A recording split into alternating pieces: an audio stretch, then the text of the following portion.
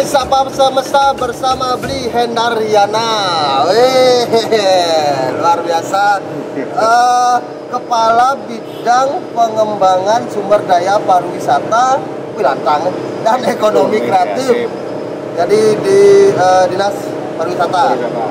Dan beliau ini adalah Kepala Bidang termuda. Kepala Bidang termuda di Denpasar. Padahal nakal beliau. Kita buka dengan minum kopi dulu, Bli. Wih, seremput. Ini kopi Donlos, kopi Bali aroma coklat nih.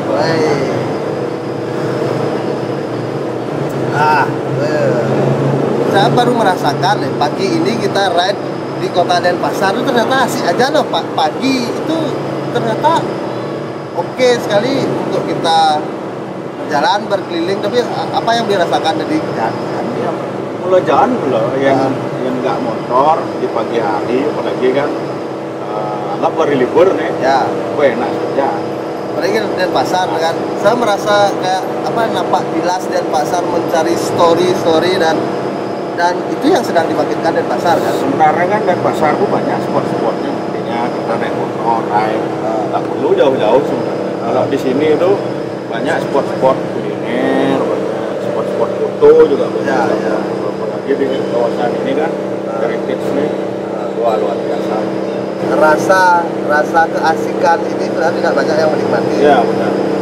Sekarang coba deh kalian kalau lagi pengen bangun pagi terus nggak ada kegiatan, ride keliling Denpasar aja. Ya. Kayak tadi kita beli nasi di Mangsit. Nah, namanya Mangsit. Ini kan sebenarnya kawasan kalau dibilang heritage Gajah Mada, oke. Yang pertama yang menamakan namanya nasi jenggo ya di sini. Ya, di Gang Beji itu ya. Arah yang terkenal lu di sana. Itu Kan grup motor apa? Armada Racun. Ya. Geng-geng Armada Racun itu di sini dulu berkumpul. Jenggo. Jenggo, aneh. Kita memiliki sesuatu yang sangat luar biasa sekali yang di perjalanan tadi pagi aja saya banyak sekali mendapatkan tentang sedikit balik ke belakang tentang sejarah bahwa di Gang Beji ini nasi jenggo terlahir. Dengar hobi beli juga kini banget ya. Hobi beli kini sekali Pak. Memang dari dulu suka bersepeda. Memang dari dulu. Artinya kalau motor yang memang dari zaman SMP lah. Suka ngotak-atik lah. Anak bengkel. Anak bengkel dan kebetulan juga pergaulan saya juga di seputaran itu aja. Jadi kalau sore ya kan biasanya orang lari ya saya naik sepeda. Sambil keliling kota biasanya saya arahnya di sini. Sambil mantau, sambil lihat-lihat yang baru-baru sambil singgah juga di teman-teman di coffee shop. Kita ride religi tuh. Putih kuning Pak. Ride Dharma sekali putih kuning ya. Memang keseharian saya ke kantor nih motor. Karena memang Denpasar memang enak sekali. Iya, suatu kebanggaan memang dan itu lebih masuk kalau saya mulai jalan ke komunitas ini dan lebih simpel lah. Lebih cepat gerak kita bisa. Beli SMA kan di SMA 3. Gara-gara beli salah satu siswa yang nakal, termasuk nakal. Saya paling sering jahilin guru. Oh ya? Guru jahilin teman, habis itu ada juga guru yang bawa Vespa dulu. Saya masukin ininya pasir. Jahat sekali. Pasti guru itu killer. Gila, pasti. Dari SMA akhirnya menuju ke kuliah. Ya, kuliah. Kuliah beli ke dulu saya sempat nyari namanya memang target dulu kan jadi tentara. Target saya itu tuntutan orang tua apa? Enggak. Keinginan sendiri. Bikin dari tentara? Memang jadi tentara. Apa yang membuat kenapa nih? Kan gagah kan? Anak nakal ngisiang pistol. Baju loreng. Jadi tentara. Tapi keinginan itu sempat tercapai. Sempat tercapai dalam artian? Dalam artian saya lulus tes. Oh, tentara. Ya, sudah lulus tes. Habis itu setelah di akhir dari apa namanya ujian itu kan harus ada tanda tangan orang tua, surat izin orang tua. Orang tua yang nggak izin. Iya. Takut anaknya berperang di medan perang. Oke, ternyata tidak diizinkan. Tidak diizinkan. Bagaimana bentuk? Ini memberontak saat ini? Pasti ya. Artinya istilah nak balik ngabul. Saya ngabul waktu itu. Karena kan sudah melewati tahap yang benar-benar tes fisik yang itu sudah terlewatkan? Sudah semua terlewatkan. Dan itu orang tua tidak tahu sebelumnya? Tidak tahu. Oh, tidak bilang bahwa saya akan mencari tentara. Orang nakal nih ingin membela negara gitu. Nasionalisme. Orang nakal bro, ingin bela negara. Oke, setelah itu setelah proses ngambul terus tidak akhirnya orang tua kekeh tidak kekeh pokoknya. Terutama bapak kan, bapak tidak mengizinkan. Habis itu saya melanjutkan kuliah di hukum. Tapi apa alasan bapak yang keluar dari orang tua Abdi sendiri, apa pertama kali alasannya? Yang pertama kan karena saya anak cowok satu-satunya. Punya adik cewek dua. Ya, artinya kan bapak nggak rela lah jauh-jauh dari keluarga. Tapi pada akhirnya kan saya memilih kuliah di hukum. Habis itu mencari yang namanya jalur lain seperti PDN. 2005 saya sempat nyari di tahun yang sama 2005 saya nyari PDN sekaligus juga daftar di UNUD, hukum UNUD. Jadi mendaftar kuliah dua mendaftarnya. Jadi ikut tes di 2005 di PDN, lolos di Bali, ikut ke Bandung, diberangkatkan ke Bandung bersama 32 orang dari Bali yang lolos. 32 orang. Dan yang diterima 20 orang. Ya, waktu sisanya itu saya balik ke Bali. Akhirnya kuliah di hukum UNUD. Nah, setelah itu setelah 3 semester 2006 cari lagi berusaha. Ini tidak mematahkan semangat artinya. Artinya juga kan orang tua juga mendukung dalam hal itu.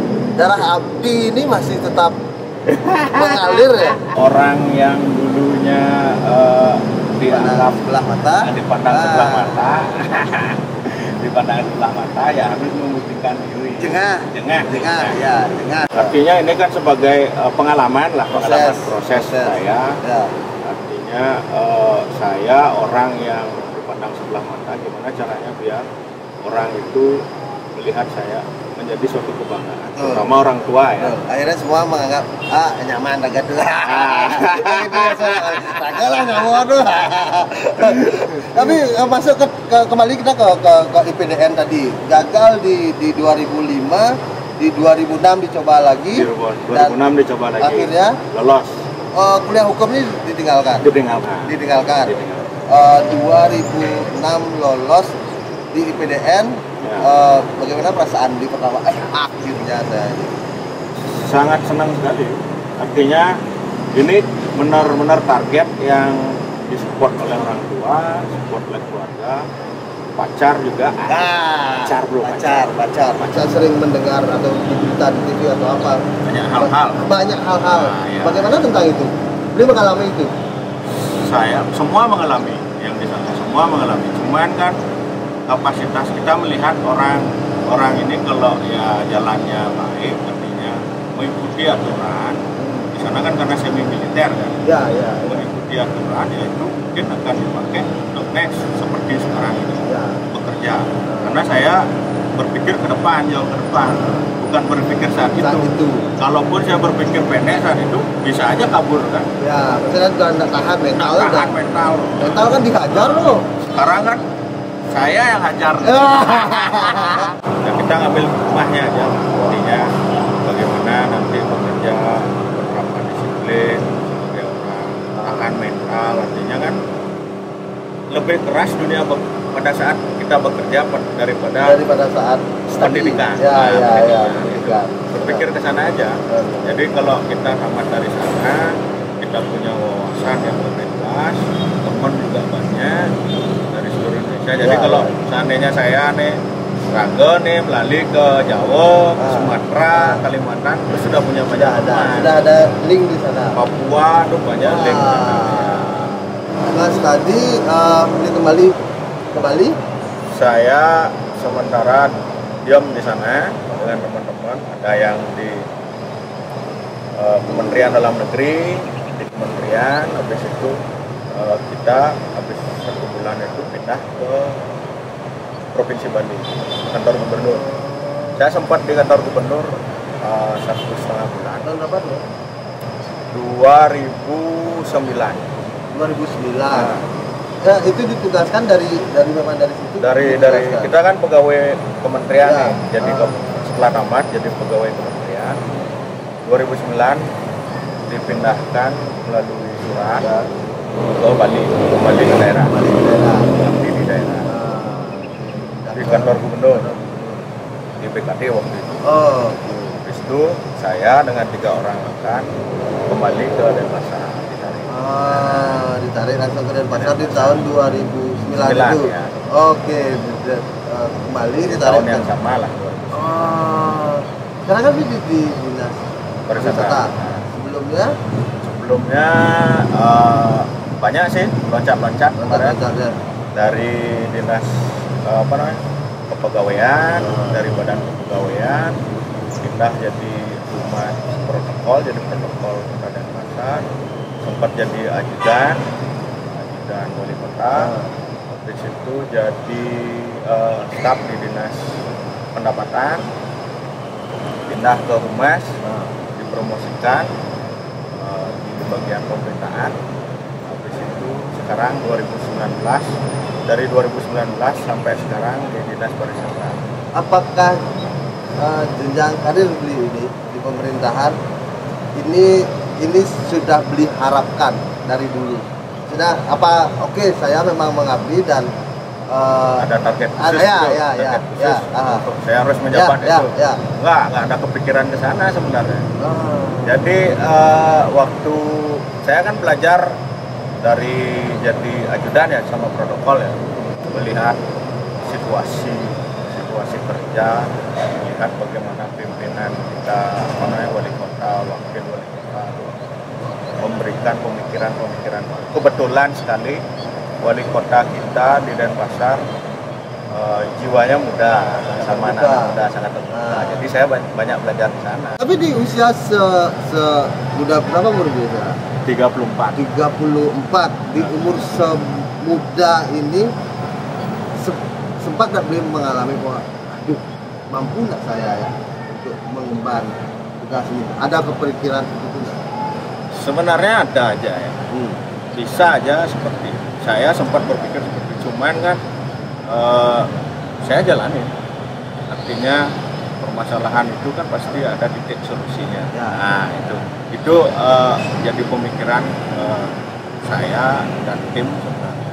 Jadi saya memberikan juga ke tim yang saya ajak kerja bahwa setiap permasalahannya kalau diselesaikan secara bersama-sama pasti kan solusinya. Jadi dari target awal sampai sekarang saya berjalan itu semua karena tim, bukan karena saya sendiri. Jadi kan orang yang ngomongin itu memang orang kerja, itu memang orang seperti ini. Treatment apa yang dilakukan untuk memberi tim agar ini kan banyak pemikiran, banyak ini dan ini untuk kepentingan umum. Treatment apa yang dilakukan untuk tim ini? Yang jelas kalau saya dalam tim tidak menonjolkan 1 atau 2 orang. Jadi tidak ada bintang, 1 bintang. Ini banyak bintang dia bertaburan. Banyak bintang yang bertaburan. Nanti saja. Cuman mataharinya besar ya. Raga matahari. Tetap ya. Tetap harus ada matahari ya. Tetap harus ada matahari. Mengayomi. Ya. Benar. Dan berbicara pariwisata ini berarti di tahun 2019 mengemban tugas di pariwisata ini. Ya. Ini kan tugas yang cukup sulit, sedangkan adalah 2019 itu pariwisata terkena dampak COVID. Ya. Bagaimana beli waktu itu? Tuh Baru masuk aja sebenarnya saya berpikir. ah, Sudah ditugaskan di sana. ah, Saya ini bukan orang pariwisata. oke. Iya kan? Ya, Bukan, ya. basicnya bukan di pariwisata. Iya. Ya, tapi saya coba belajar, deketin teman-teman. Artinya apalagi di masa pandemi ini kan, dari 2019 itu kan lagi tinggi-tingginya Iya. pariwisatanya kita ya. Ya. Tinggi-tingginya. Habis itu saya dari ditugaskan di sana, saya sudah mulai keliling. Saya paling jarang ada di kantor. Beli masuk di 2019 itu pandemi belum ini ya? Belum ya? Belum 2020 bulan Maret baru pandemi Oh, kan. oke, ya, benar. Jadi 2019 awal Januari itu saya sudah start keliling ke komunitas, keliling ke asosiasi. Jadi kalau nyari saya di kantor ya pasti Nggak ada. adanya di coffee shop, Ah. di warung. ya. Bahasa kerennya belusukan. Belusukan. Belusukan. Dan bagaimana skema secara pariwisata? Bagaimana beli mereka? Ini kan beli pemetakan pasti dulu ya. Ya. Kenapa keliling itu akhirnya terjadi dan skema apa yang beli bangun untuk pariwisata dan pasar?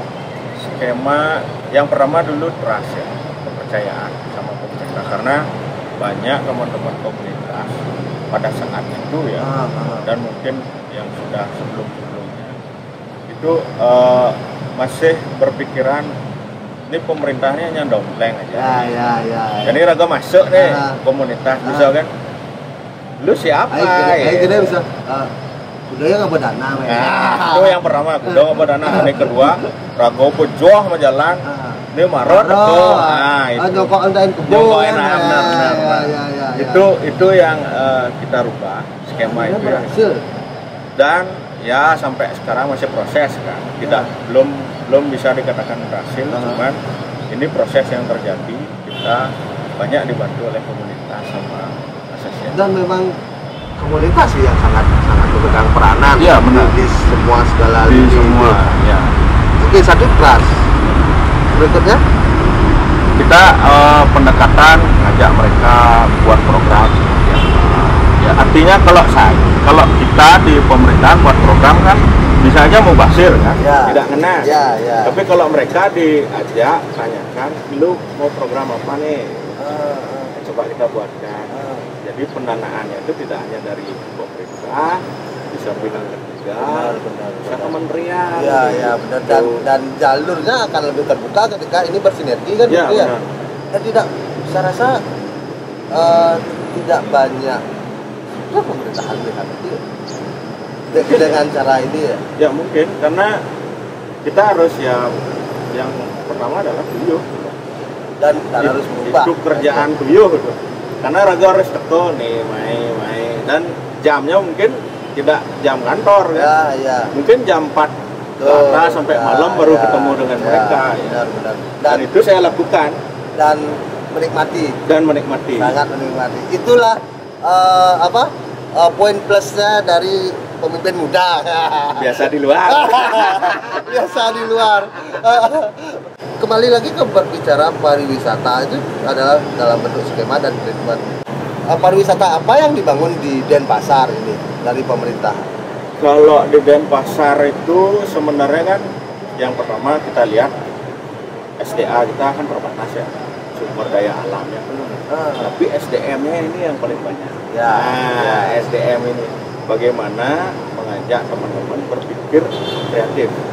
Jadi berpikir kreatif itu berpikir di luar batas, yang benar-benar berpikir yang luar biasa dan biasa di luar. Selalu biasa di luar. Infrastruktur kan patut ya ditata. Tapi kalau pimpinan kita melihat infrastruktur itu mungkin nomor 2 yang sudah tertata.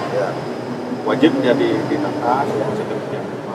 Tapi yang paling penting adalah bagaimana membuat SDM itu terus berkembang.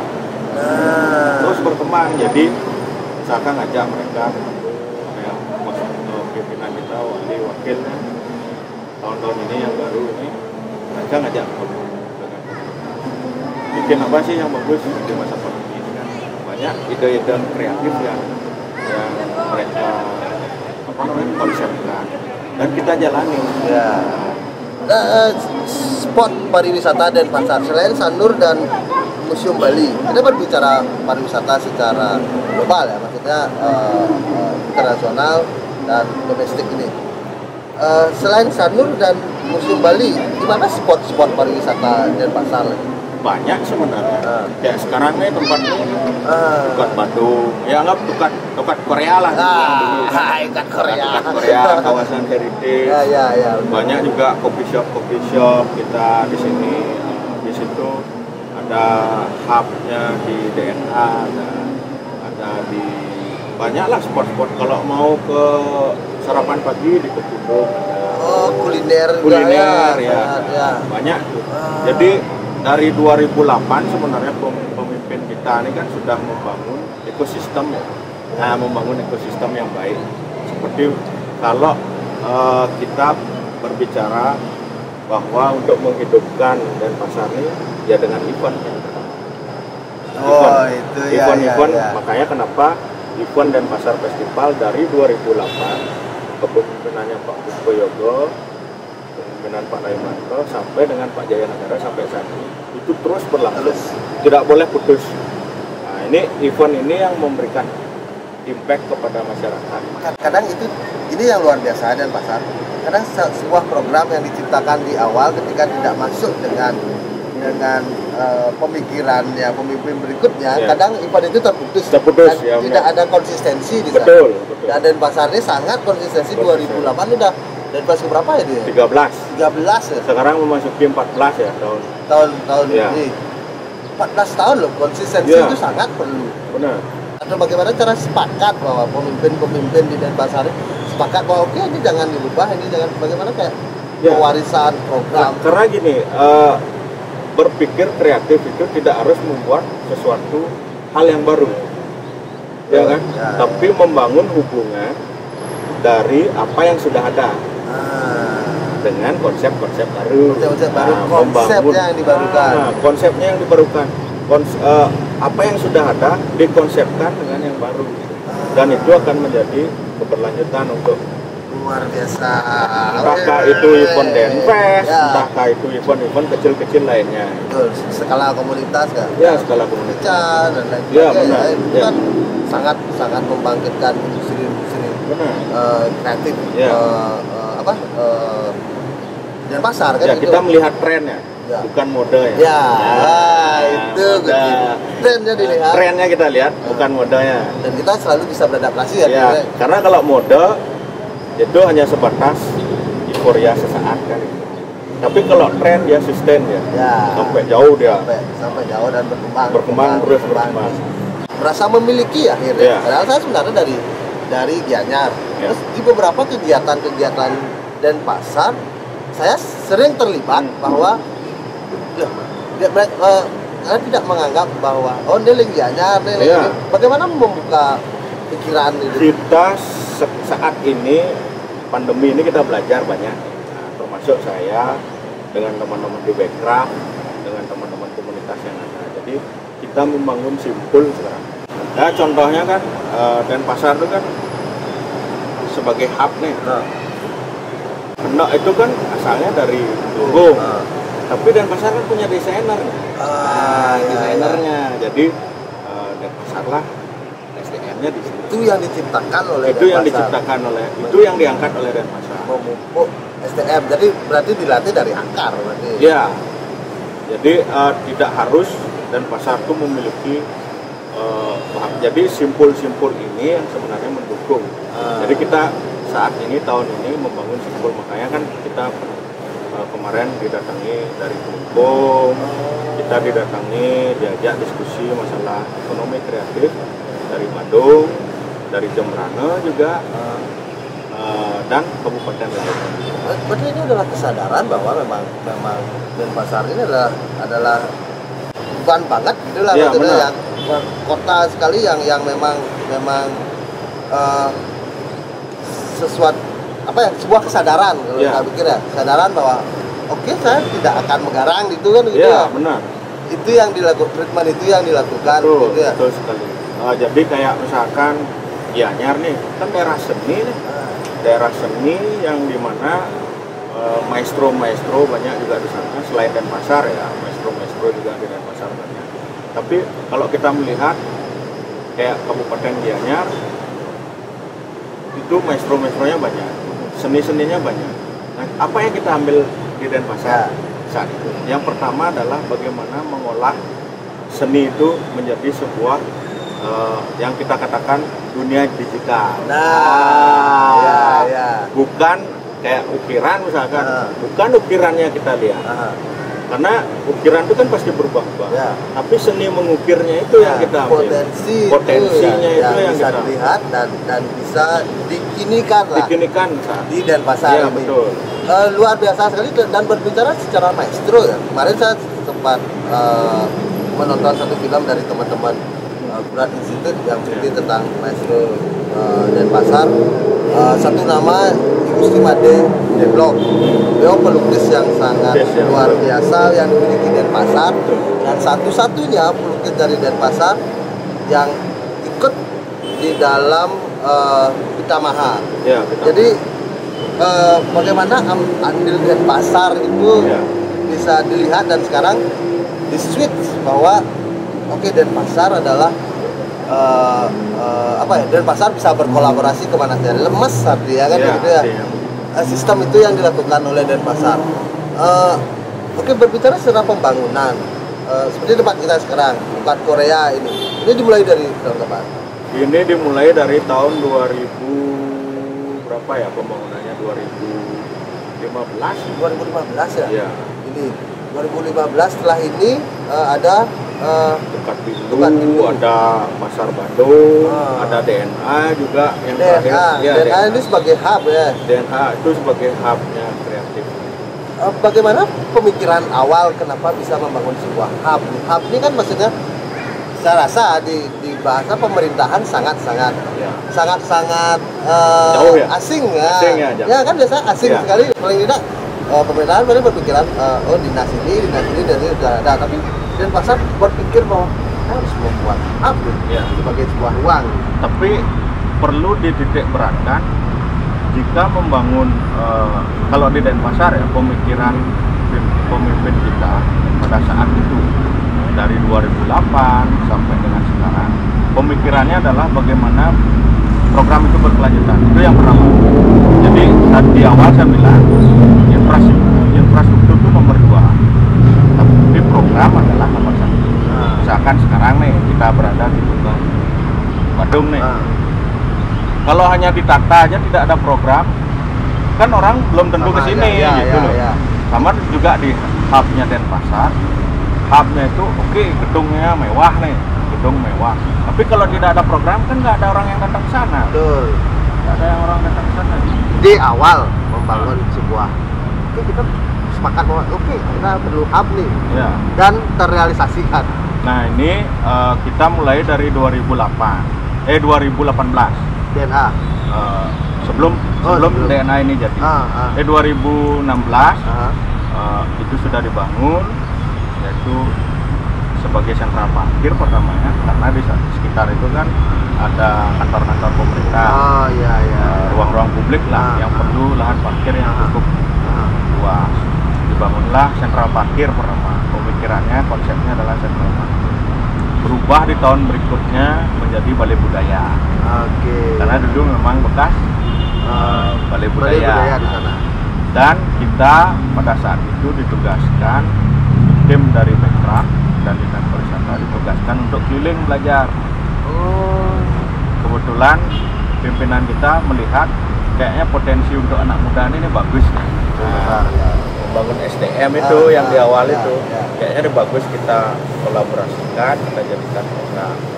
Akhirnya tercetuslah hub itu, bagaimana rumah untuk para teman-teman komunitas dan pegiat kreatif di sana. Kita diajak keliling, belajar ke Jakarta, belajar ke Singapura, belajar ke Australia. Artinya kita melihat bahwa itu cocok untuk di Denpasar. Bagus konsep ini, ATM lah kita bilang.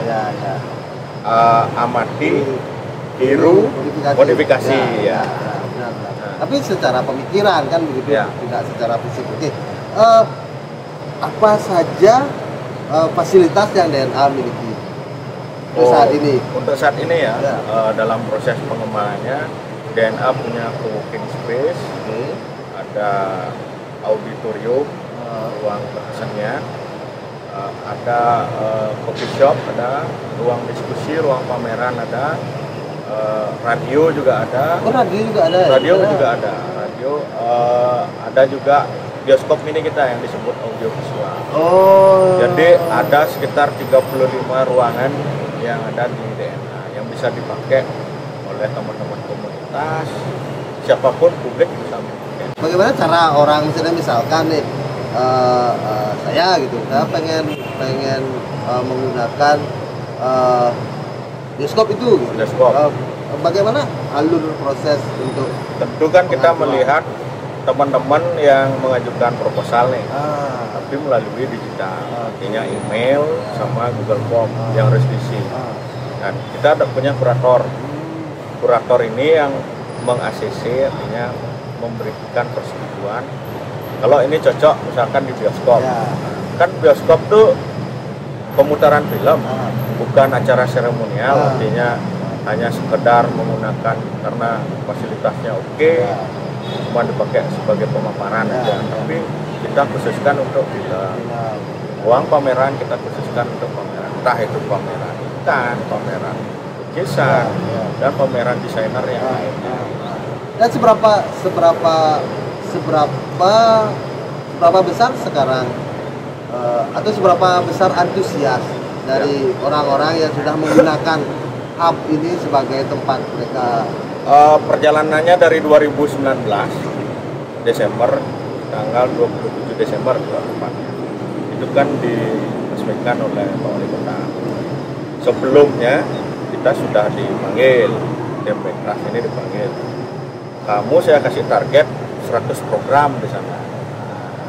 Tapi kita tantang, kita yang nantang, bos kita nih. Oke, 100 program itu sedikit Pak. Kita punya 200 program nih. 200 program. Ya akhirnya di 2021 ini memasuki juga masa pandemi, kita mempunyai 325 program. Itu Melebihi target setahun ya. 325 event dan program di sana. Dan kalau dikatakan antusiasme masyarakat, artinya terutama yang generasi muda saat ini, di DNA itu dari bulan Januari sampai dengan bulan Maret ya, perhitungannya kemarin Januari sampai Maret itu tingkat kunjungan semakin meningkat sekitar 11.002 orang. 11.000. Mungkin sampai saat ini saya belum sempat ngecek. Mungkin saat ini sudah 20.000 kunjungan di sana. Wah, artinya by name by address kan? Ya. Kita harus scan barcode. Yang kekinian lah. Ya. Semua digunakan untuk mendata ini ya, dan kita bisa menjadi bahan evaluasi, evaluasi lagi untuk bahwa di mana plus dan minus program betul, kita kan gitu ya. Betul. Selain itu wifi berarti difasilitasi kan? Wifi kita fasilitasi karena banyak juga teman-teman rekan-rekan kita, adik-adik kita SMA sama SMP yang kuliah yang ujian, ya biasanya kalau ujian mereka sudah full jam 7 pagi itu udah siap-siap untuk ujian mereka. Karena daring ini ya. Sama juga teman-teman yang kita kan juga pantau siapa yang bermain game, siapa yang benar-benar bekerja. Itu juga dipantau. Itu kan. salah satu bentuk keseriusan. Kita. Wah. Jadi kita ngambil program itu tidak monoton harus mengikuti program pemerintah, tapi kita mengambil program kekinian anak muda. Misalkan seperti sekarang kan lagi tinggi-tingginya orang untuk berinvestasi saham. Kita buatkan kelas saham dengan orang-orang yang expert di bidangnya. Jadi yang expert di bidangnya yang muda-muda ini. Jadi yang sudah menjalani misalkan investasi saham, kita datangkan orangnya, trader itu, kita ajari. Tapi kita nggak mau program itu hanya sebatas acara seperti itu Ya, aja. seremonial saja. Kita ngambil paling yang serius 30 orang. Kita ngambil kelas-kelas kecil lah. Ya. Tapi itu Memang tiap bulan. memang dia memang serius bahkan sampai ada di titik goal di program Sampai ini kan goal gitu ya. lah. Dia mencapai keberhasilan. Wah, ini sebenarnya kalau kita berbicara kini, saya rasa ini bisa diadopsi oleh kabupaten-kabupaten lain. Betul. Ya kita kan nggak menutup kemungkinan, kita terbuka nih. Kita membangun simpul. Ianya yang dekat-dekat Batu, siapa kita lah gitu. Ya. Dan kita berusaha untuk merangkul semua. Jangan berpikir bahwa kami di Denpasar itu harus membanggakan Denpasar. Ya. Tapi mari kita banggakan Bali kita. Kita bekerja sama untuk membanggakan Bali. Ya, apalagi di masa pandemi ini supaya Bali tetap ini. Kita harus bersatu lah. Bersatu lah. Iya, bersatu. Benar. Secara pandemi, pasti semua mengaspek pariwisata. Ya. Strategi apa yang kita lakukan di kedudukan saat ini kan begitu? Kalau selama pandemi ini strategi yang kita lakukan adalah yang tadi bagaimana memberikan tutorial kepada masyarakat bahwa sekedar kita tidak bisa berada dalam satu kantong seperti telur lah. Kita nggak boleh nyiapkan satu keranjang telur. Kalau semua berlebihan dan itu pecah kan rugi. Tapi kita menyiapkan kantong-kantong yang lainnya. Kami di Bekra menyiapkan kantong-kantong yang lainnya itu.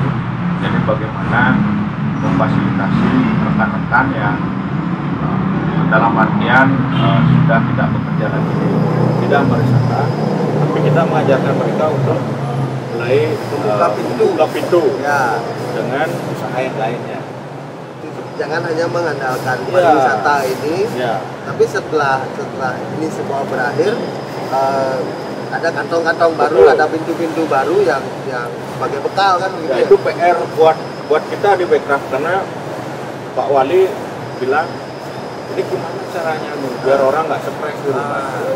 Jadi kita juga minta konsep, kita sampaikan ke Pak Wali setuju, kita jalan.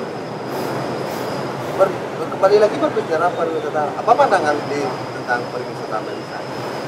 Pariwisata Bali saat ini ya artinya dalam hal sekarang ini ya, ini bagian dari introspeksi kita. Kita harus mengintrospeksi. Kita artinya kita 2019 oke lah karena kita pariwisata tinggi, tapi dengan tingginya tingkat pariwisata kita jangan melupakan akar kita itu. Artinya seni budaya dan komunitas ini yang menghidupkan.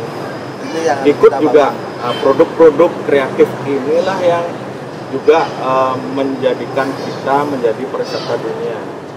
Contoh kan seniman, musisi kita, UMKM. Ini yang harus kita dorong untuk menuju ke jangan lagi lingkup inilah jualannya lingkup. Jangan menggunakan jualan gaya lama lah. Nah, jangan lingkup Bali lah, kita distribusikan keluar biar uang dari luar masuk ke sini. Luar biasa. Ternyata cukup sibuk juga beliau, cukup pekerjaan beliau ternyata cukup rumit. Kalau saya membayangkan diri saya ada di posisi beliau kayak apa cuma band kayak ini kan. Setelah program-program itu cukup yang harusnya 100 program bisa melampaui target. Itu luar biasa sekali, 320 program yang bisa dilakukan di DNA itu aja. Dan memang ini memang benar-benar hub ini memang benar termanfaatkan kan begitu. Dan tidak, ini perlu ditekankan, di DNA tidak hanya terbuka untuk orang-orang Denpasar, tapi seluruhnya sangat terbuka, apapun itu silakan gunakan, manfaatkan hub ini, DNA ini, Dharma Negara Alaya ini sebagai apa ya, sebuah ruang kreativitas, ruang berkolaborasi untuk Bali ini. Iya benar. Dan pasar tidak berbicara tentang Denpasar lagi. Denpasar itu tidak berbicara Denpasar lagi, tapi wali kota dan wakil wali kota berpikir Denpasar itu berkembang untuk Bali. Luar biasa.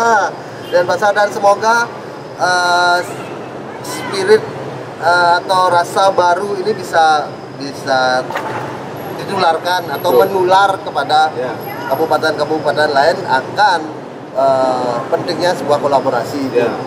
Apa yang akan dilakukan Denpasar ke depan lagi untuk pariwisata? Kalau kita sih berharap suatu pemikiran yang baru ya.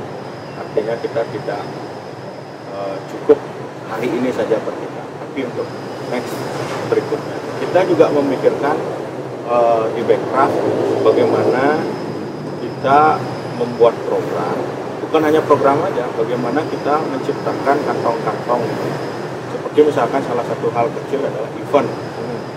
Event ini kan banyak nih, tidak hanya Denpasar Festival. Oke, gaungnya adalah Denpasar Festival, tapi event-event kecil ini perlu kita ciptakan, karena itu yang membuat menjadi daya tarik. Sebagai pupuk ya? Sebagai pupuk, benar. Misalkan di sini kawasan heritage, apa yang kita ciptakan? Misalkan ada kopi, ya kita festival kopi. Artinya kalau di pesisir ya bahari dengan potensi-potensi yang ada. Apalagi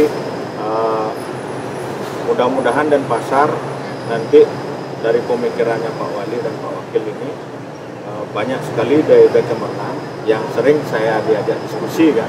Kebetulan pemimpin kita nih gaul semua, jadi setiap sore kayak kemarin saya siang udah orang libur ya, saya meeting sama beliau, diskusinya santai kayak ngopi gini aja. Jadi konsep-konsep baru yang mudah-mudahan ini bisa dituangkan nanti dan dibantu oleh teman-teman pemerintah. Jadi kami di Denpasar berpikir kreatif itu memang ajaib, tapi bukan sihir. Bukan sihir, abrak-adabrak. Kreativitas itu ajaib, tapi bukan sihir. Ada proses di sana. Ada proses, ada juga pemikiran-pemikiran dari orang yang perlu kita adopsi secara ideologi dan benar ATM itu terlahir untuk itu. Betul. Untuk mengadopsi bagaimana sebuah pemikiran itu bisa kita amati, bisa kita tiru dan kita bisa modifikasi. Jangan asal jiplak aja. Jangan asal jiplak saja. Mubasir. Betul. Oke, luar biasa Sapa Semesta kali ini. Thank you sekali semua di Hendar, semangat yang luar biasa sekali dari obrolan ini saya dapat, dan sangat inspiratif sekali. Di umur sekian semuda ini Bli Hendar sudah bisa mencapai di titik karir yang mungkin nanti akan berkembang lagi, dan perjalanan masih panjang. Dan saya doakan pemikiran-pemikiran positif, orang-orang positif seperti Bli Hendar ini hadir di dalam struktur pemerintahan itu, karena kita tidak bisa hanya bersuara untuk bahwa mengkritik. Oke, kritik itu penting, tapi perlu ada orang yang bisa masuk ke ranah itu dan bisa merubah sistem baru, atau kita rubahlah mindset. Betul. Birokrasi itu yang dulunya terlalu taat sekali dengan aturan. Oke, aturan itu ada. Cuman kan di dalam aturan ada kebijakan. Itu dia. Kebijakan ini supaya orang bijak. Biar bisa beradaptasi semua, berkolaborasi semua. Betul. Dan itu dilakukan oleh Denpasar. Luar biasa sekali. Sekali lagi matur sukuma Bli Hendar. Terima kasih banyak penonton, dan terima kasih Semesta yang sudah memberikan energi yang luar biasa di Sapa Semesta kali ini.